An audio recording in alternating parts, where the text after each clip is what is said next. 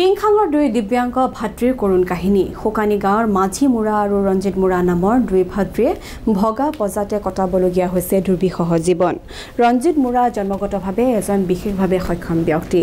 তেওঁৰ জ্যেষ্ঠ ভাতৃৰ এজনৰ ইতিমধ্যে মৃত্যু হৈছে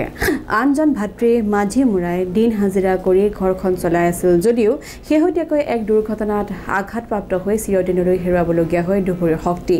উপায়হীন হৈ বিধৱা ভাই বোৱাৰীয়েকে দিন হাজিৰা কৰি ঘৰখনত বৰ্তমান দুবেলা দুমুঠি যোগাৰ কৰি আহিছে পৰিয়ালটোৱে আজিলৈকে লাভ নকৰিলে এটা চৰকাৰী আৱাসগৃহ নাপালে অনাময় আঁচনিৰ সুবিধাও নাই খোৱা পানীৰ সুব্যৱস্থা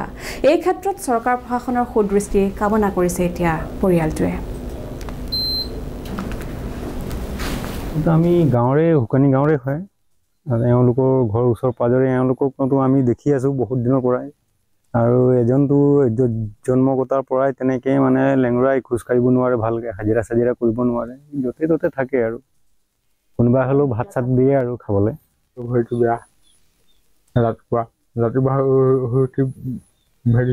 নিজে নিজে ভৰিটো বেকা হৈ এই 10 বছৰমান হ'ল এনেকুৱাই চলি আছে মই পৰি পিনে ঢুকালোঁ এইটো সঁচাৰ পৰা পৰিলোঁ পৰি পিনে ঢুকাই গ'লোঁ 5 বছৰমান হ'ল চৰকাৰ পিনৰ পৰা সেইটো একো নাই পোৱা